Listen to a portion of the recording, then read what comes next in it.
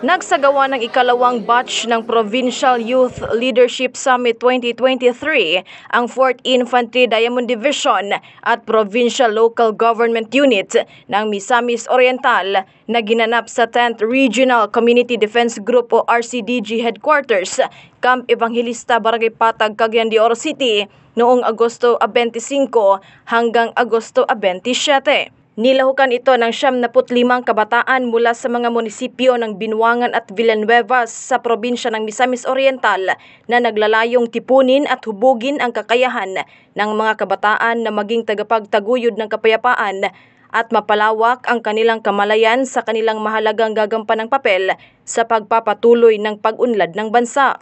Ang 3 araw na aktibidad ay pinangasiwaan ng mga personahe ng PLGU MISOR sa tulong ng Provincial Youth Development Office o PYDO ng Misamis Oriental at Propelling Our Inherited Nation Through Youth Incorporated o POINTY kasama ang kasundaluhan ng 402nd Infantry Brigade, 58th Infantry Battalion, 16th Infantry Battalion, 4th Civil Military Operation Battalion at 10 RCDG.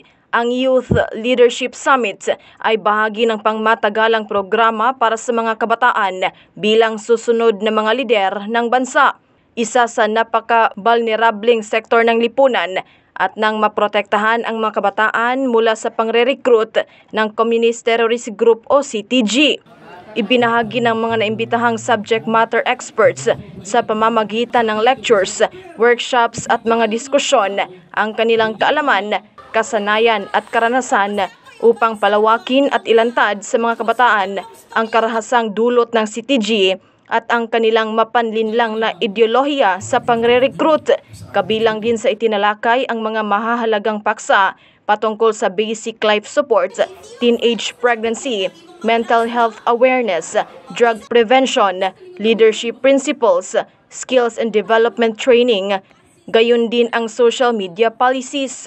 Sa kabilang banda, binati naman ni Misamis Oriental Governor Peter Unabia ang 75 na kabataan na sumali sa taong ito ng PYLS na kung saan sinabi nito na isa itong testamento sa kanilang dedikasyon, mga potensyal at sigasig na makalabas sa kanilang comfort zones upang makakuha ng mga napakahalagang pananaw, malinang ang leadership skills at bumuo ng mga koneksyon para sa hinaharap. Sa mensahe ni Colonel Ted B. Dumusmog, ang Assistant Division Commander for Reservist and Retirees Affairs ng 4ID, na ang shared vision at commitment ng 4ID ang lokal na pamahalaan ng probinsya ng Misamis Oriental at nagresulta sa napakagandang programa para sa kabataan.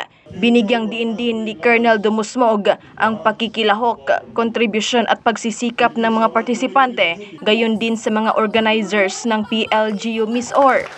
Sinabi din ni Colonel Dumusmog na ang kinabukasan ng ating bansa ay nasa kamay ng mga kabataan, kaya responsibilidad ng mga mentors, educators at guardians na gabayan, hubugin at bigyan sila ng kaalaman na maging mabuting lider para sa hinaharap. Napapanahong balita, serbisyo publiko para sa Pilipino.